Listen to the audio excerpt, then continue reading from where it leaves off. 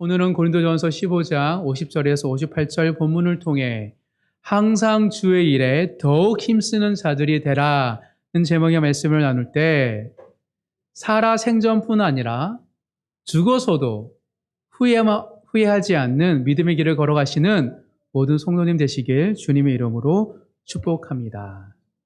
우리는 늘 후회하며 살아갑니다. 후회한다는 것은 인간이기 때문입니다. 하지만 하나님 앞에서 헛되지 않고 후회함이 없는 것이 가장 축복일 줄 믿습니다. 다니엘 핑크의 후회의 재발견이라는 책이 있습니다. 책 제목이 후회의 재발견입니다. 세계적인 미래학자인 다니엘 핑크가 인간이 하는 후회에 대해서 연구하고 낸 책입니다. 아마존, 뉴욕타임스 등 다양한 매체에서 2022년 올해의 책으로 선정된 도서입니다. 다니엘 핑크는 2020년에, 지금부터 3년 전이죠. 2020년에 후회에 대해서 연구를 하기 시작했습니다. 그래서 표본 대상이 필요하잖아요. 미국인 4,824명을 대상으로 후회에 대한 의견을 조사하고 이를 분류했습니다. 동시에 웹사이트를 열어가지고 105개국에 16,000명의 의견도 취합을 했습니다. 그 중에서 100명이 넘는 미국 이외의 사람들에게는 후속 인터뷰를 통하여서 미국인뿐만 아니라 현대인들이 가지고 있는 후회가 뭔지를 취합하고 분류하고 거기에 대해서 어떤 재발견을 했다라는 책입니다. 그래서 그 결과 이 후회의 재발견이 나오는데 현대인들이 우리가 주로 무엇을 후회하는지 그리고 후회는 인간에게 어떤 긍정적인 효과가 있는지에 대해서 이 책은 말을 하고 있습니다. 그래서 읽어보면 굉장히 인사이트 있고 유익한 내용들이 참 많습니다. 그 중에 한 내용을 함께 나눌 텐데요. 어떤 게 제일 흥미로웠냐면 수많은 사람들의 후회를 4가지로 분류해요. 한 사람도 여러 가지 후회가 있는데 10,000명이 넘는 사람, 그 많은 사람들의 후회를 4가지로 분류했다는 것이 되게 인사이트 있었습니다. 먼저 우리는 주로 뭘 후회합니까? 과거에 대해 후회하죠. 과거에 한 것을 후회하기도 하고 과거에 하지 않은 것을 후회하는데 어떤 게 더 많을 것 같아요? 한 가지가 다른 것보다 3배나 많습니다. 보통 사람들은 무엇을 해서 후회하기보다 무엇을 안 해서 더 많이 후회한다고 합니다. 3배 이상으로 하지 않은 것을 후회한다고 하죠. 잡지 않았던 기회, 실천하지 않았던 의무에 대해서 끊임없이 후회한다라고 핑크는 얘기합니다. 저자는. 그래서 주로 하지 않은 후회에 대해서 4가지로 분류해서 말을 하는데요. 이렇게 분류합니다. 그 일을 했더라면 첫 번째, 위험을 감수했다라면 두 번째, 옳은 일을 했더라면 세 번째, 네 번째 손을 내밀었다면 이 4가지인데 첫 번째, 그 일을 했더라면 주로 우리가 많이 하는 후회죠. 그때 했어야 되는데 공부를 더 했어야 되는데 저축을 했어야 되는데 이직을 했어야 되는데 등 하지 않았던 것을 후회하는 거죠. 주로 그 일을 했더라면은 어떤 거냐면 그때 과거에 그거를 내가 했더라면 지금 더 훨씬 안정적인 삶을 살았을 텐데 후회하는 거예요.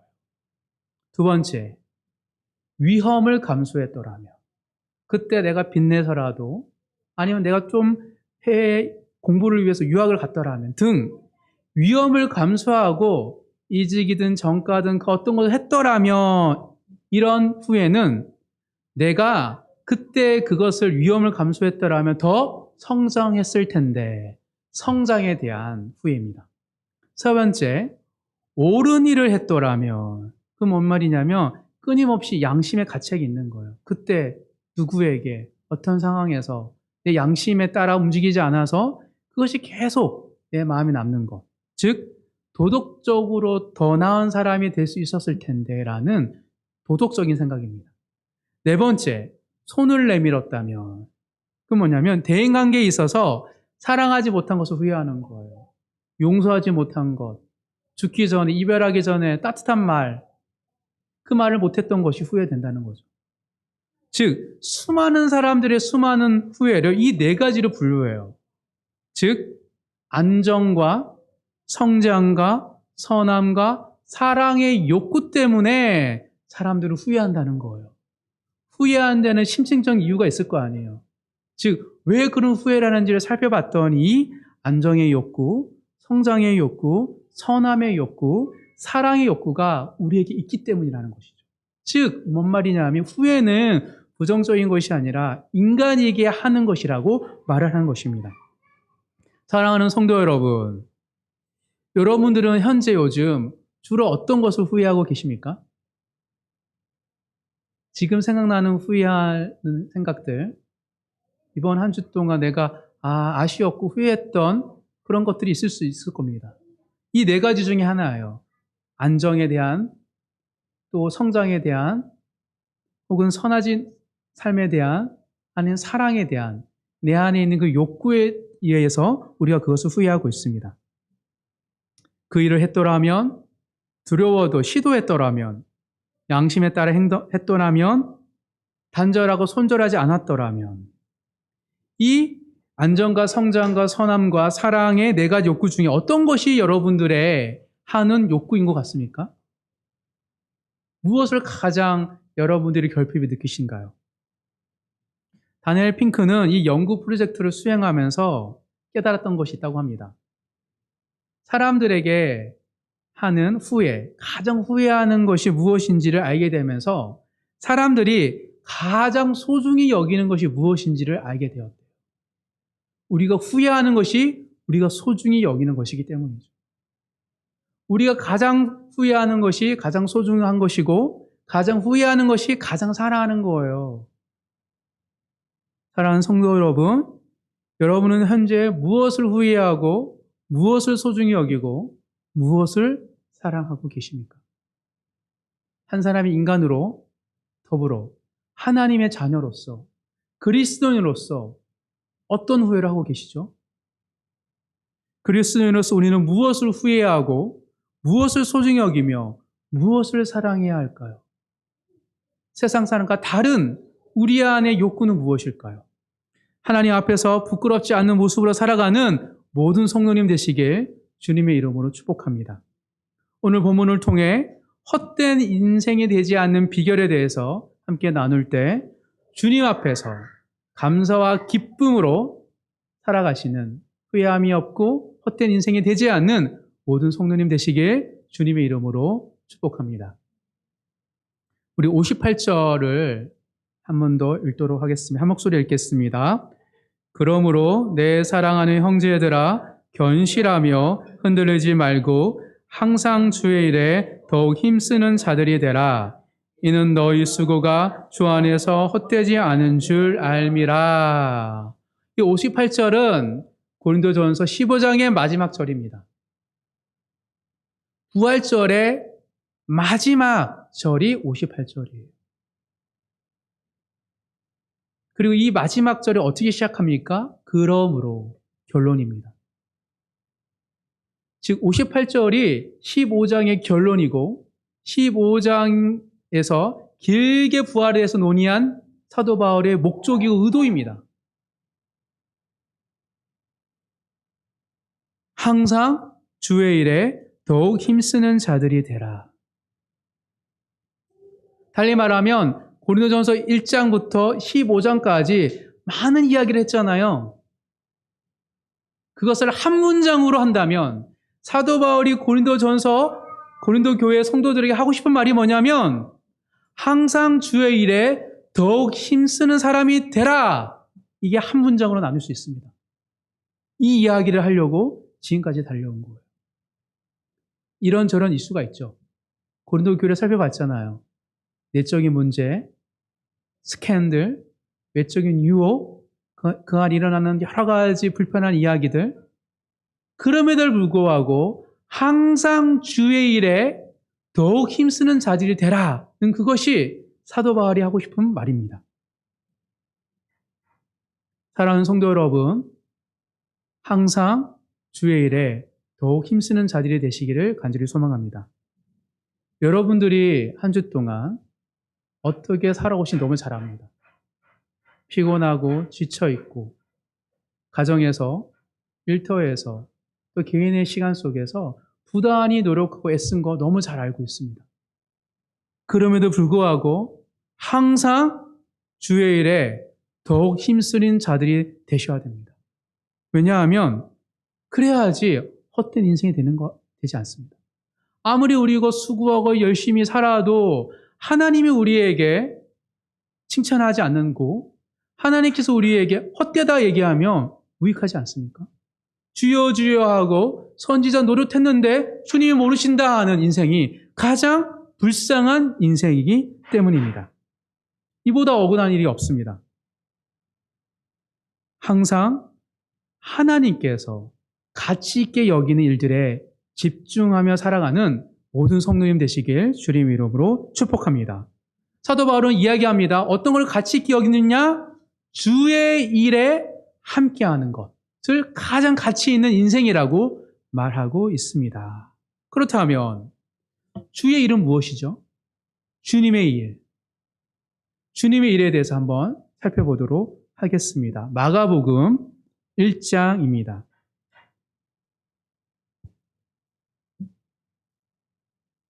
예수님이 이 땅에 오셔서 하셨던 일을 한마디로 얘기할 수 있습니다. 마가복음 1장 14절에서 15절까지 예수님께서 하신 일입니다. 마가복음 1장 14절에서 15절 다 같이 읽습니다. 요한이 잡힌 후 예수께서 갈릴리에 오셔서 하나님의 복음을 전파하여 이르시되 때가 찼고 하나님의 나라가 가까이 왔으니 회개하고 복음을 믿어라 하시더라. 한마디로 뭐라고 얘기하고 있습니까? 하나님의 복음이에요. 예수님이 하신 일은 하나님의 복된 소식을 전한 거였습니다. 이 하나님의 복음은 두 가지로 분류할 수 있습니다. 첫 번째는 뭐냐면 하나님 나라가 가까이 왔다라는 하나님 나라의 도래에 대한 선포이고, 두 번째로는 뭐냐면 그 나라에 어떻게 들어가는 그 방법에 대한 이야기입니다. 그게 복음이에요. 즉 하나님 나라가 가까이 왔고 그 나라에 들어가는 방법이 복음이다. 그것을 알리는 것이 예수님의 일이었습니다. 즉 하나님이 통치하신 하나님 나라에 대한 들어가는 방법을 알리는 것이 주님의 일이었습니다. 그렇다면 먼저 하나님의 나라와 복음을 이해를 해야지 주의 일에 함께 동참하는데, 하나님 나라를 알기 위해서는 먼저 들어가야 되잖아요. 그래서 복음을 알아야 됩니다. 복음은 무엇이죠? 한마디로 누군가 복음은 무엇이라 물어보면 어떤 구절을 얘기합니까? 잘 알고 있죠. 요한복음 3장 16절입니다. 찾아볼까요? 요한복음 3장 16절.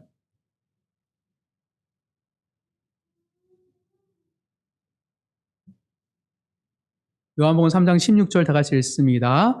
하나님이 세상을 이처럼 사랑하사 독생자를 주셨으니 이는 그를 믿는 자마다 멸망하지 않고 영생을 얻게 하려 하심이라. 예수님이 이 땅에 오신 것이 복음이에요. 우리를 구원하려고 오셨기 때문입니다. 그래서 예수님을 믿으면 어떻게 될 수 있어요? 하나님의 나라에 들어갈 수 있는 겁니다.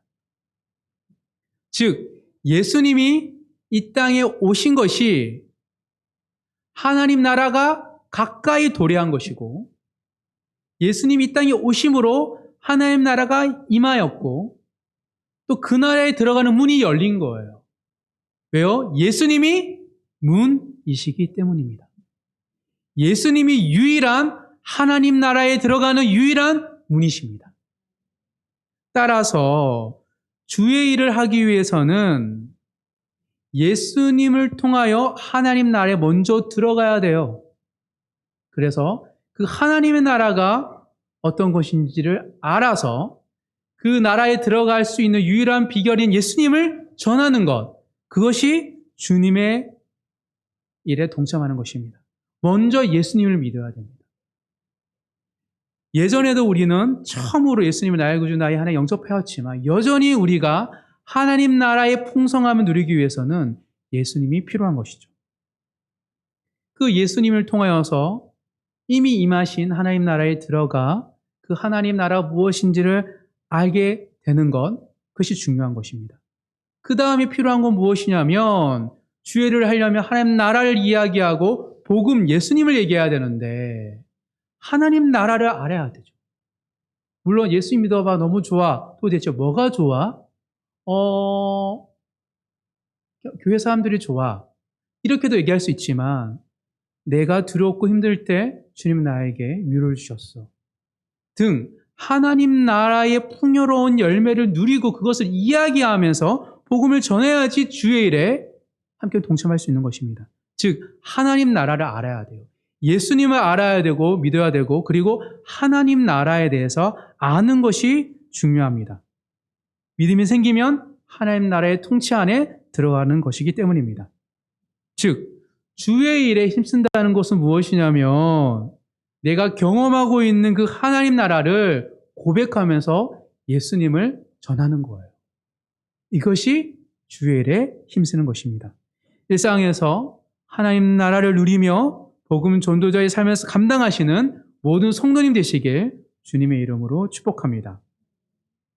그래서 오늘 본문에 마지막 부활장을 마무리하면서 사도 바울이 하나님 나라를 강조하는 거예요. 사도 바울의 이야기 속에서 하나님 나라의 세 가지 특징에 대해서 함께 살펴볼 때 하나님 나라를 더 깊이 알아가시는 모든 성도님 되시길 간절히 소망합니다. 첫 번째, 하나님 나라는 영원한 나라입니다. 하나님 나라는 영원한 나라예요. 50절 오늘 본문입니다. 50절 다시 한번 읽겠습니다. 시작. 형제들아 내가 이것을 말하노니 혈과 육은 하나님 나라를 이어받을 수 없고 또한 썩는 것은 썩지 아니하는 것을 유업으로 받지 못하느니라. 사도 바울은 하나님 나라의 특징에 대해서 지금 말하고 있습니다. 혈과 육은 하나님 나라와 관련이 없다. 왜냐하면 하나님 나라는 썩는 나라가 아니라 영원한 나라이기 때문이다. 사랑하는 성도 여러분, 여러분 예수님 믿고 어떤 변화를 겪고 계십니까? 예수님을 믿고 하나님 나라를 누리는데 어떤 걸 누리고 계세요? 내가 먹고 마시고 입는 의식주가 변하셨습니까? 예수를 믿고 부귀영화를 누리고 계신가요? 장수하십니까? 그럴 수도 있고 그렇지 않을 수도 있습니다. 왜냐하면 하나님 나라는 전혀 상관없기 때문이에요. 썩을 것과 육과 몸에는 전혀 상관없는 나라가 하나님 나라입니다. 그렇다면 예수님 믿고 우리가 어떤 변화를 겪게 되는 것이 하나님 나라의 특징일까요? 필수적으로 예수님 믿는다면 우리는 어떤 변화를 있어야 할까요? 그건 우리 영혼의 변화입니다. 우리 영혼이 변화되기 시작합니다. 달리 말하면 우리의 내면이 변하는 건데 세상을 보는 방식이 바뀝니다. 즉 인생에 대한 해석이 달라집니다. 그전에는 돈이 최고였습니다. 그전에서는 명예가 최고였습니다. 그전엔 인기가 최고였습니다. 그런데 내 영혼이 변하고 사고방식이 변하고 그리고 인생에 대한 해석이 바뀌면서 돈과 명예와 인기가 그렇게 중요하지 않게 되었습니다. 그것이 바로 우리 안에 일어나는 변화입니다. 그래서 사고방식이 바뀌고 해석이 바뀌면서 뭐가 바뀝니까? 삶의 라이프 스타일이 바뀝니다. 우리가 무엇을 추구하고 무엇을 위해 살아가는 삶의 방식, 습관이 바뀌기 시작합니다. 조금씩. 그래서 점점 마치 내일 죽는다 하더라도 다를 것이 없는 사람처럼 살아가는 것, 그것이 하나님 나라를 경험하는 사람의 특징입니다. 아쉬울 게 없는, 이렇게 살아간다 하더라도. 더 놀라운 것은 이런 변화가 일어나는데 여전히 세속적인 가치를 추구하고 좋아하면서도 내 영혼이 변한다는 거예요. 좋은 집, 좋은 차, 좋은 직업, 돈이 많이 버는 거 좋아해요, 여전히. 그럼에도 불구하고 내 안에 영적인 소망이 생기는 것, 이것이 놀라운 변화인 거예요. 영원한 것에 대한 소망이 아무리 세상에 있다 하더라도 생겨나는 것, 그것이 하나님 나라의 특징입니다. 따라서 하나님 나라에 속한 성도의 삶에는 필히 썩지 않는 열매가 맺어집니다. 절대 썩지 않은, 변치 않은 그 열매가 맺어지는 것, 그것이 영원한 나라, 하나님 나라의 특징입니다. 사도 바울은 갈라디아서를 통해 하나님 나라의 유업을 받은 자들과 받지 못한 자들의 특징을 이렇게 나누는데요. 한번 찾아보도록 하겠습니다. 갈라디아서 5장입니다. 다 살펴보긴 못하고요. 후반부만 3절만 잘라서 읽어보도록 하겠습니다. 갈라디아서 5장 21절을 먼저 읽도록 하겠습니다. 쭉 이어져 내려오는 이야기인데 21절 끝부분을 읽겠습니다. 시작. 투기와 술 취함과 방탕함과 또 그와 같은 것들이라 전에 너희에게 경계한 것 같이 경계하노니 이런 일을 하는 자들은 하나님의 나라를 유업으로 받지 못할 것이요. 지금까지 쭉 하나님 나라 유업으로 받지 못한 사람들이 이야기를 했어요.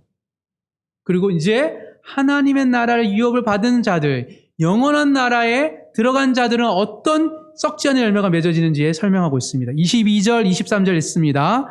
오직 성령의 열매는 사랑과 희락과 화평과 오래 참음과 자비와 양성과 충성과 온유와 절제니 이 같은 것을 금지할 법이 없느니라. 이 같은 것을 막을 어떤 권세와 능력도 없대요. 왜? 하나님의 나라의 열매이기 때문이죠. 다 뭡니까? 우리의 성품이에요. 하나님 나라가 영원하다는 것은 무엇이냐면 우리가 입고 있는 옷, 우리의 학력, 우리의 재력은 하나님 나라에 가져가지 못합니다. 뭘 가져갈 수 있어요? 우리의 성품이에요. 왜 성품이 그렇게 중요하죠? 고린도전서 13장 13절에 보면 그런즉 믿음, 소망, 사랑 이 세 가지는 항상 있을 것인데 그 중에 제일은 사랑이라. 다 사라지고 폐하여지는데 믿음, 소망, 사랑은 사라지지 않는데요. 하나님 나라에서도. 그 중에 제일은 사랑이래요. 왜요? 하나님이 사랑이시기 때문입니다. 즉 우리의 성품은 하나님을 닮는 거예요. 우리의 내적인 인격과 내적인 성품은 다 하나님을 닮아가는 하나님의 속성이기 때문에 천국에도 사라지지 않는 것입니다. 이것이 바로 하나님 나라의 백성의 특징입니다. 성도의 성품에 하나님의 형상이 깊이 새겨지는 것, 그것이 하나님 나라를 살아가는 사람들의 변화인 거예요. 지금 모든 성도님들이 그렇게 변화되고 있습니다. 조금씩 온유하고 오래 참고 믿음과 소망과 사랑이 자라가고 있습니다. 그것은 하나님의 자녀에게 나타나는 특징이기 때문입니다. 그 어떤 것보다 성품을 통하여 하나님께 칭찬받고 하나님께 인정받는 모든 성도님 되시길 주님 이름으로 축복합니다. 매일 하나님을 닮아가는 그것이 하나님이 가장 기뻐하는 모습이기 때문입니다. 이게 첫 번째 특징, 하나님 나라는 영원한 나라에 담겨있는 의미입니다. 성품. 두 번째입니다. 하나님 나라는 감춰진 나라입니다. 숨겨진 나라예요. 비밀스러워요. 오늘 본문 51절부터 53절 세 절을 다 같이 읽겠습니다. 시작. 보라, 내가 너희에게 비밀을 말하노니 우리가 다 잠잘 것이 아니요 마지막 나팔의 순식간에 호련히 다 변화되리니 나팔 소리가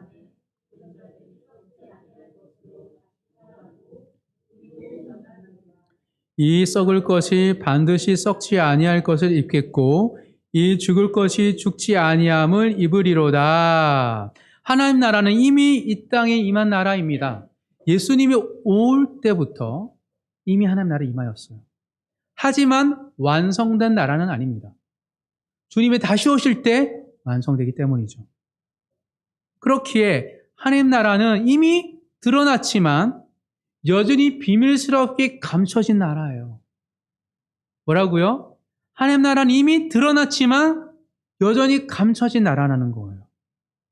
그러니 하나님 나라를 아는 자, 하나님 나라의 백성은 어떤 하나님 나라에 대한 이해가 있습니까? 하나님 나라에 대해서 모른다는 것도 잘못된 것이고 하나님 나라를 마치 다 안다고 말하는 것도 잘못된 거예요. 달리 말하면 하나님 나라에 대해서 무지하거나 하나님 나라에서 무심한 것은 다 이상한 겁니다. 왜요? 드러났기 때문에 알고 여전히 알면 알수록 새로운 것이 있기 때문에 뭐예요? 늘 신선한 거예요.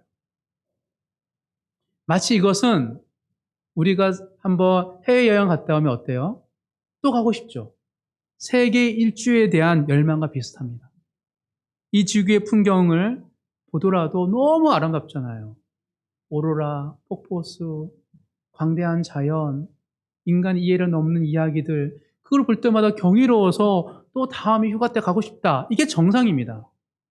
왜냐하면 지구는 이미 드러났지만 우리에게는 감춰진 곳이 지구이기 때문입니다.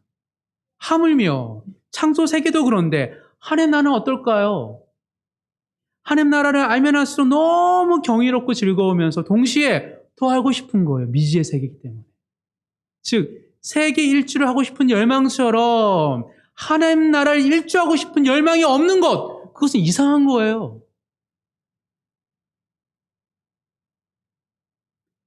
하나님 나라를 알고 싶고 열망하고 그 일주를 하고 그 하나님 나라를 경험한 사람들의 이야기를 듣고 싶은 것, 그것이 매우 자연스러운 특징입니다. 그것이 바로 하나님 나라의 특징인 감춰진 것에 담겨있는 신비하고 새로운 속성이에요. 그렇게 누군가가 해외여행 갔다 오면 어땠어? 묻고 나도 가고 싶다 하는 그 마음처럼 부럽잖아요. 근데 하나님 나라는 어떻습니까? 우리도 얼마든지 경험할 수 있어요. 서로 이야기를 듣고 그것을 위해서 궁금해 여기고 소망하는 모든 성도님 되시길 간절히 소망합니다. 따라서 교회에서 나누는 성도들의 나눔은 식상하지 않습니다. 식상할 수가 없어요. 매일 똑같은 일상을 얘기하지만 매번 성도들이 삶 속에서 경험했던 하나님의 은혜, 내 성품, 하나님 나라의 독특함을 조금씩 이야기하기 때문에 매번 똑같지만 다릅니다. 신선하고 새로워져요. 그 알던 말씀이 이런 말씀이었어. 말씀에 이런 구절이 있었어 라고 생각하면서 이것을 어떻게 얘기하고 싶을까를 막 가슴이 설레고 또 듣는 사람들도 무관심하지 않아요. 그런 걸 느꼈어요? 와, 나도 그런 하나님을 경험하고 싶어요. 그것이 자연스러운 거예요. 나누면 나눌수록 그 하나님 나라의 신비와 감춰진 그 나라에 대한 도전의식과 그 마음이 새로워지는 것, 그게 성도들의 나눔에 있기 때문입니다. 우리 모든 성도들이 예배를 드리고 바른 쉘터와 버키 모임을 통하여서 큐티 모임을 통하여서 하나님에 대한 이야기를 할 때 각자의 일상 가운데 함께 하셨던 하나님 이야기를 듣고 설레고 기뻐하는 모든 성도님 되시길 주님의 이름으로 축복합니다.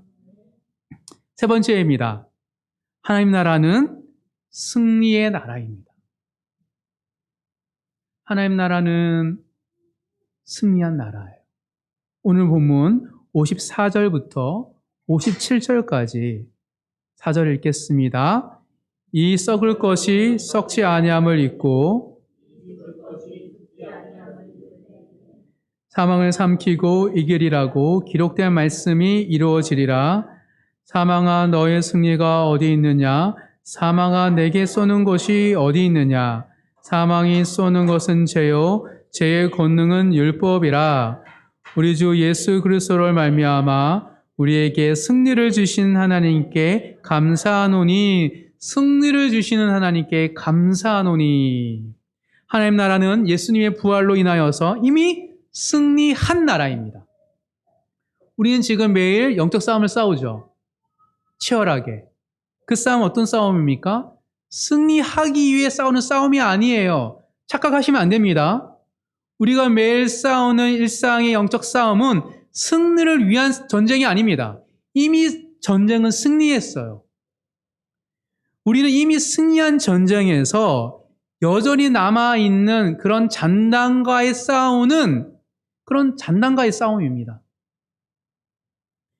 예수 그리스도가 이 땅에 오심으로 승리했고 다시 주 그날 때 완전한 승리가 선포하는 그 사이에 우리가 영적 싸움을 싸우는 거예요.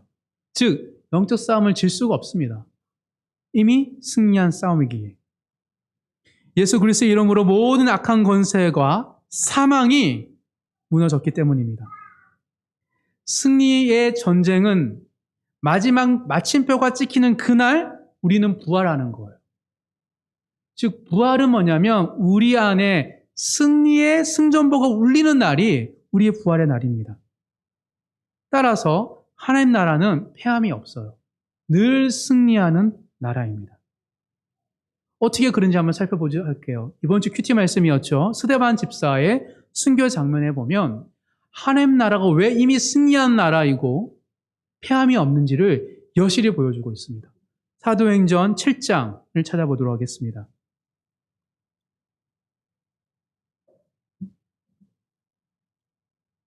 사도행전 7장 55절에서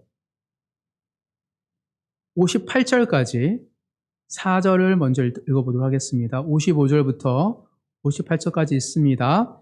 스데반이 성령 충만하여 하늘을 우러러 주목하여 하나님의 영광과 및 예수께서 하나님 우편에 서신 것을 보고 말하되 보라 하늘이 열리고 인자가 하나님 우편에 서신 것을 보노라 한데 그들이 큰 소리를 지르며 길을 막고 일제히 그에게 달려들어 성 밖으로 내치고 돌로 칠세 증인들이 옷을 벗어 사울이라 하는 청년의 발 앞에 두니라.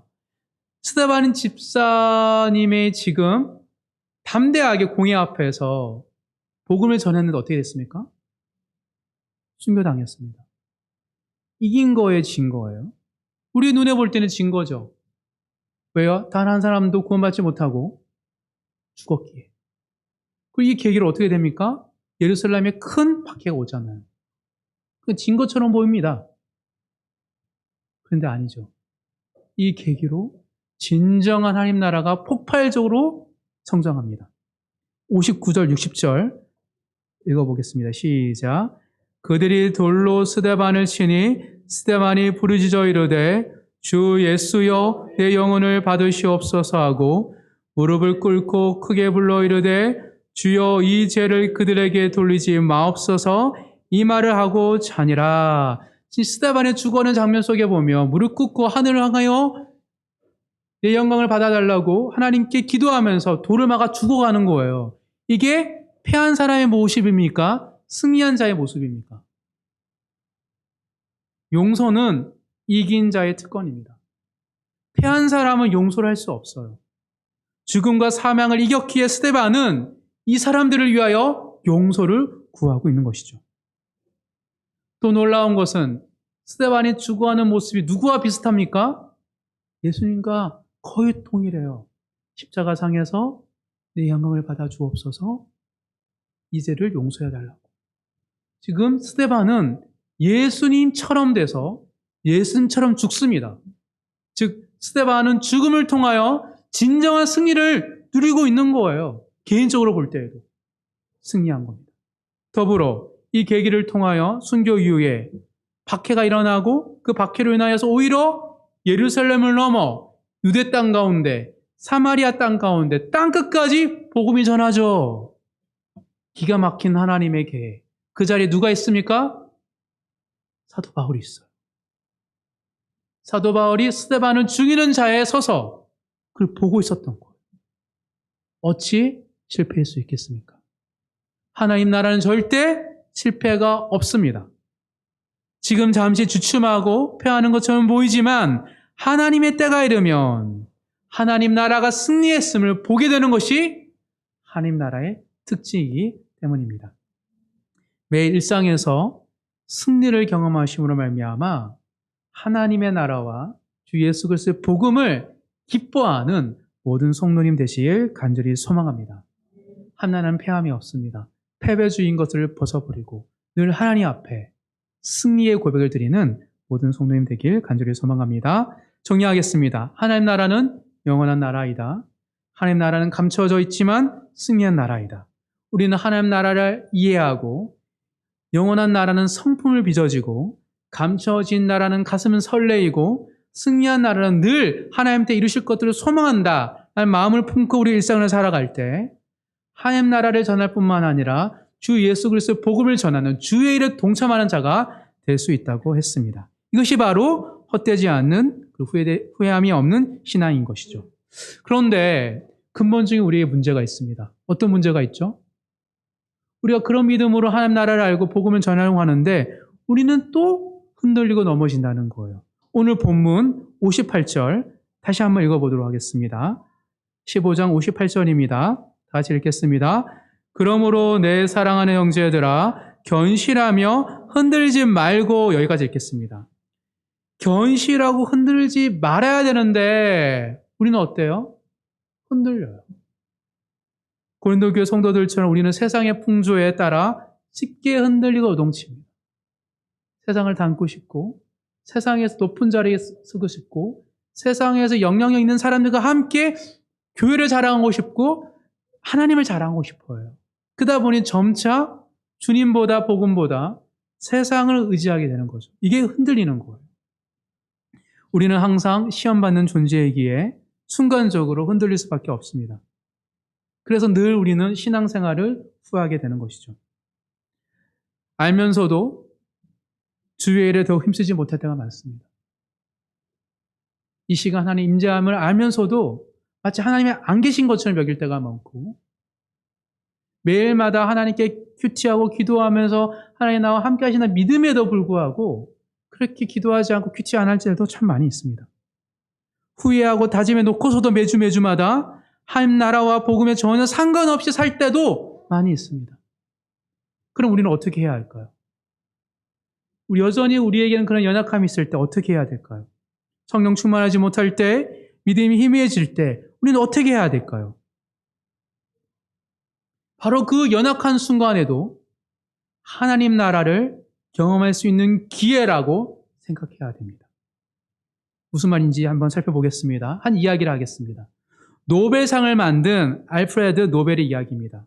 제가 읽어드리겠습니다. 1888년 어느 날 아침 알프레드 노벨은 조간신문에서 놀라운 기사를 발견합니다. 흑백으로 인쇄된 신문에는 그의 사망 기사가 대문짝만하게 실려 있었던 것입니다. 난 살아있는데 내가 죽었대요. 한 프랑스 언론인이 사망한 자신의 형 루이 비 노벨을 자기로 착각하고 알프레드 노벨이 죽었다라고 한 거예요. 세기말적 가짜 뉴스였습니다. 하지만 노벨은 정말로 당하게 한 것은 그 부고 기사의 헤드라인이었다고 합니다. 헤드라인이 뭐였냐면 죽음의 상인 죽었다.